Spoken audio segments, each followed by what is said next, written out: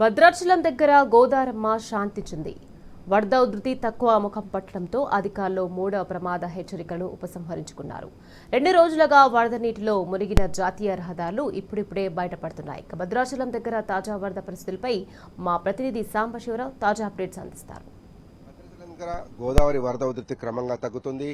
నిన్న దాదాపు 56.10 అడుగుల దగ్గరకు ప్రవహించి 15,96,000 క్యూసెక్ల వరద నీరు భద్రాచలం దగ్గర అత్యంత ప్రమాదకర స్థితిలో ప్రవహించినటువంటి నేపథ్యంలో తర్వాత తగ్గుముఖం పట్టింది. నిన్న సాయంత్రం 3 గంటల నుంచి రిసీడ్ అవడం మొదలుపెట్టింది. మొదట్లో చాలా నెమ్మదిగా తగ్గినప్పటికీ తర్వాత వేగంగా తగ్గుతూ వచ్చింది. దాదాపు మొదట్లో 1 పాయింట్ 2 పాయింట్లు తగ్గింది. ఆ తర్వాత చూస్తే కనుక వరుసగా గంటకు 3 పాయింట్లు 4 పాయింట్లు చొప్పున తగ్గుతూ రాత్రంతా కూడా గోదావరి రిసీడ్ అయిపోయింది. ఎగువ నుంచి కురుస్తున్నటువంటి వర్షాలు తగ్గుముఖం పట్టడంతో పాటు ప్రధానమైనటువంటి ఉపనదులలో కూడా వరద ప్రవాహం తగ్గిపోవడంతో భద్రాచలం దగ్గర గోదావరి వరద ఉధృతి క్రమంగా తగ్గుతూ వస్తుంది. 3వ ప్రమాద హెచ్చరికకు దిగువన ప్రస్తుతం గోదావరి వరద ప్రవాహం కొనసాగుతుంది. దీంతో అప్రమత్తత అయితే కొనసాగిస్తున్నారు. ఎగువన వర్షాలు ఉన్నాయని చెప్తున్నటువంటి నేపథ్యంలో ఎప్పుడు ఎలాంటి సిచ్యువేషన్ అయినా ఎదుర్కొనేందుకు అనుకూలంగా అధికారులను డిప్లాయ్ చేసి మోహరించి ఉంచారు. ఎప్పుడు మళ్లీ వరద పెరిగినప్పటికీ కూడా సహాయ పునరావాస కేంద్రాలను కొనసాగించడంతో పాటు హై అలర్ట్ కొనసాగిస్తున్నట్లుగా అధికారులు చెప్తా ఉన్నారు.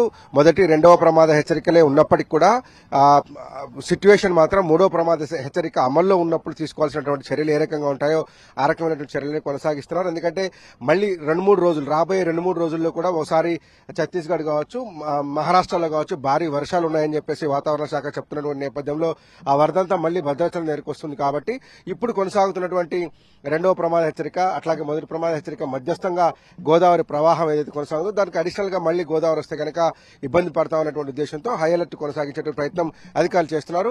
ఇప్పుడిప్పుడే 2 జాతీయ ప్రధాన రహదారులు ఛత్తీస్గఢ్ నుంచి భద్రాచలం వచ్చేటువంటి బీజాపూర్ రహదారి కావచ్చు, అట్లాగే సుకుమా కుంట మీదుగా భద్రాచలం వచ్చే జాతీయ రహదారి కావచ్చు ఇప్పుడిప్పుడే తేరుకుంటున్నాయి. అక్కడ నీళ్లు రిసీడ్ అవుతున్న కొద్దీ తగ్గుముఖం పడుతున్న కొద్దీ రోడ్లు బయటకు వస్తున్నాయి. వాటిని పునరుద్ధరించేందుకు అధికారులు చర్యలు చేపట్టారు. భద్రాచలం మార్గంలో ఏదైతే కుంట దగ్గర ఉన్నటువంటి మార్గంలో 4 చోట్ల రాయనపేట కావచ్చు, గుండాల కావచ్చు, దాంతోపాటు చౌటపల్లి దగ్గర 4 చోట్ల 5 చోట్ల పైగా నీళ్లు వచ్చిన నేపథ్యంలో అవన్నీ క్యూర్ అయిపోయిన తర్వాత వాటిని వెనక్కి తగ్గిన తర్వాత భద్రాచలం దగ్గర కరకట్ట నిర్మాణం కోసం బ్లాక్ చేసి ఉంచినటువంటి రోడ్డును ఓపెన్ చేస్తే కనుక ఆ ప్రాంతంలో కూడా రహదారి సవ్యంగా కొనసాగేటువంటి ఆస్కారం ఉంది.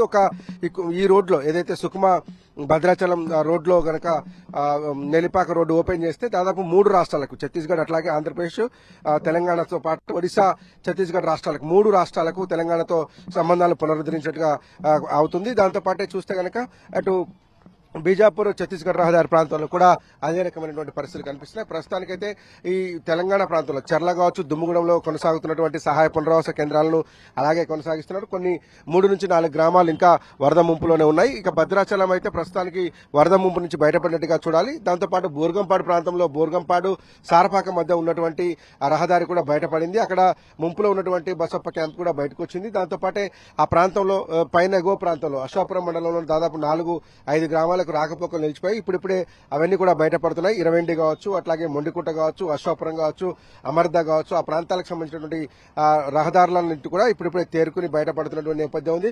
మొత్తంగా మళ్ళొకసారి వరద పూర్తి స్థాయిలో వచ్చేటువంటి ఆస్కారం ఉందని చెప్తున్న నేపథ్యంలో భద్రాచలం దగ్గర అప్రమత్తత కొనసాగిస్తున్నారు. రాబోయే 2-3 రోజుల్లో కూడా వరద వస్తే కనుక ఎదుర్కొనేందుకు సమాయత్తమై ఉండాలని చెప్పి అధికారులకు ఇప్పటికే ఉన్నతాధికారులు ఆదేశాలు జారీ చేసినటువంటి నేపథ్యంలో భద్రాచలం దగ్గర హై అలర్ట్ కొనసాగుతుంది. రాబోయే 2-3 రోజుల్లో వచ్చేటువంటి వరదను కూడా తట్టుకునేందుకు అనుకూలంగా అధికారులు ప్రిపేర్ అయి ఉన్నారు. ఎగువ నుంచి వరదలు కూడా తగ్గాయి. దిగువ ఉన్నటువంటి శబరి నుంచి వచ్చేటువంటి వరద పోటు కూడా పెద్దగా లేకపోవడంతో గోదావరి వేగంగా రిసీడ్ అవుతా ఉంది. కాబట్టి భద్రాచలం దగ్గరలో కూడా క్రమంగా భద్రాచలం దగ్గర ఉన్నటువంటి వరద ఉధృతి కూడా తగ్గుతోంది. విడుదల సాంబశివరావు భద్రాచలం నుంచి.